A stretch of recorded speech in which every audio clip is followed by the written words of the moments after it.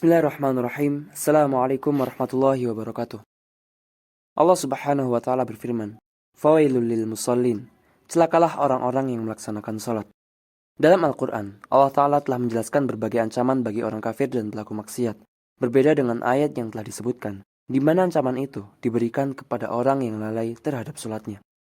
Neraka Wail dikatakan oleh para ulama merupakan lembah di neraka jahanam yang menunggu orang-orang yang lalai terhadap salatnya.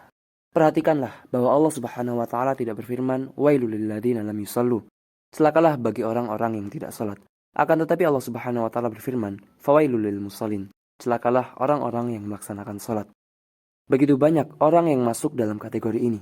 Maka simak video berikut agar kita mengetahui siapa yang dimaksudkan dalam ayat tersebut.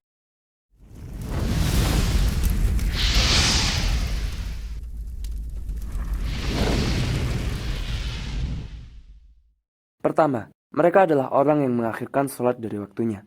Mereka sering menunda-nunda waktu sholat atau membiasakan untuk mengqadha sholat sesukanya. Jika sudah tiba waktu asar, dia belum melakukan sholat duhur. Jika tiba waktu maghrib, dia belum melakukan sholat asar, dan yang sepertinya. Tanpa adanya udzur yang dibenarkan. Padahal untuk masalah duniawi saja, kita bisa untuk melakukannya tepat waktu. Akan tetapi mengapa ketika menjalani perkara yang berhubungan dengan Tuhan, banyak dari kita yang masih lalai dan menyepelekannya. Termasuk orang-orang yang lalai terhadap sholat. Yang kedua adalah mereka yang tidak serius dalam berwudu. Mereka berwudu, namun tidak melakukannya dengan baik dan tidak membersihkan diri dari kencing, tidak mengalirkan air sampai ke siku-siku dan ke tumit ketika berwudu. Maka orang-orang yang melakukan hal seperti ini dikatakan sebagai orang-orang yang lalai terhadap sholatnya.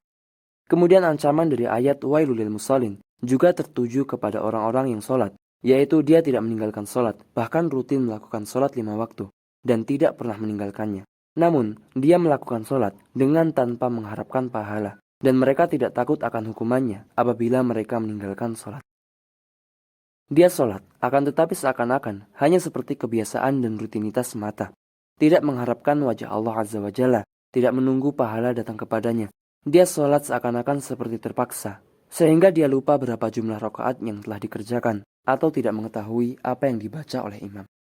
Dan itulah orang-orang yang diancam dengan wail. Semoga kita dijauhkan dari ancaman tersebut. Allah Subhanahu wa taala berfirman, فَخَلَفَ مِن بَعْدِهِمْ خَلْفٌ أَضَاعُوا الصَّلَاةَ وَاتَّبَعُوا الشَّهَوَاتِ فَسَوْفَ يَلْقَوْنَ غَيًّا. Kemudian datanglah setelah mereka generasi pengganti yang mengabaikan sholat dan mengikuti hawa nafsu. Mereka kelak akan tersesat. Surah Maryam ayat 59. Allah Ta'ala berfirman, Inna salata kanat 'alal mu'minina kitaban mawquta. Sesungguhnya salat itu merupakan kewajiban yang waktunya telah ditentukan atas orang-orang mukmin. Surah An-Nisa ayat 103. Di antara kekeliruan dalam salat adalah salat tanpa memperhatikan ketenangan dan kekhusyuan pada rukun-rukunnya, atau secara istilah adalah mencuri dalam salatnya. Suatu hari Rasulullah SAW melihat seorang laki-laki yang salah dalam salatnya. Beliau melihat rukuk dan sujudnya dengan langsung bangun segera. Maksudnya adalah tergesa-gesa tanpa adanya ketenangan. Sehingga Nabi SAW pun memanggilnya dan bersabda, ulangilah sholatmu karena sesungguhnya kamu belum melakukan sholat. Maka wajib bagi orang yang sholat agar melakukannya karena Allah semata, mengharapkan pahala di sisinya.